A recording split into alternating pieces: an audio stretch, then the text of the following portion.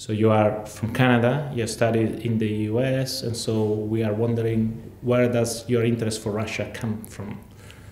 It all started when I was an undergraduate student. I thought I wanted to be an interpreter at the United Nations from French to English. I didn't really speak French, so I had to go to that school, and you had to take a third language, which I was going to, I wanted it to be Spanish. Spanish is a useful language. However, the director of the school of translators and interpreters suggested that I take Russian instead. That was the beginning. Are there entrepreneurs in Russia at the moment? There certainly are entrepreneurs in Russia in many different sectors of the economy. Some high-tech sectors, others in telecommunications and the internet, and of course in the retail sector particularly. So what is the profile of these entrepreneurs in Russia at the moment? Some characteristics, if there are common characteristics, yes. Well, actually, the entrepreneurial sector is rather small in Russia. It represents only 10% of the GDP, which is really not significant compared to more developed countries.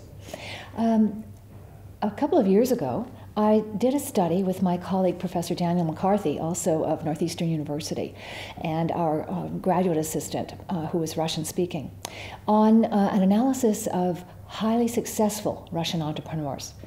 We were given access to a database by Ernst & Young. They had their annual Entrepreneur of the Year competition. And so they gave us the opportunity to analyze the interviews and applications of these highly successful entrepreneurs. And interestingly, we compared their characteristics to Americans, and we found that they were very similar. And this is consistent with research around the world that shows that entrepreneurs are more like each other around the world than they are like other people in their own countries. Is the Russian market open also to entrepreneurs from other countries?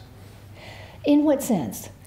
Can they establish themselves in Russia even if they are not Russian, if they're not Russian citizens? Can a non-Russian citizen start a business in Russia? Absolutely. Yes, that was not the case 25 years ago.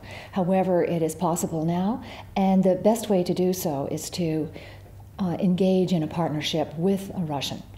And in fact, some of the most high-achieving entrepreneurs like to team up with Western counterparts, because that way they have a better chance at avoiding the corruption that is inherent in their own system.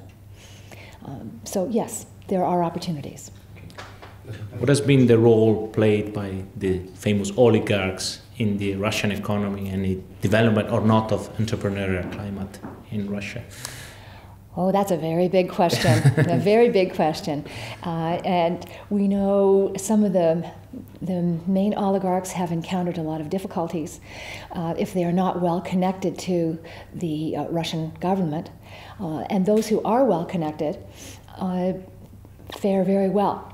But in terms of promoting entrepreneurship, small business people actually need to have connections with those large companies in order to get preferential access to business contracts.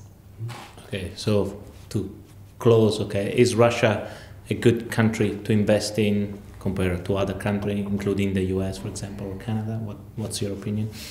Well, actually, again, it's a provocative question, I would say. It turns out that Russia in 2011 had the third highest GDP growth of any country in the world, after China and India. So Russia's growth rate of 4.5% is significantly higher than many European countries, and certainly higher than the United States as well. A number of analysts actually believe that this is a good year to invest in Russia for the long term. However, of course, the March 4th presidential elections put a question mark on the actual stability of the country, given there is quite a lot of discontent among the population with the current situation. So personally, I have some money invested in Russia, and I feel good about that because there are some key sectors and companies that are very promising. Okay, thank you very much. Thank you very much. De nada.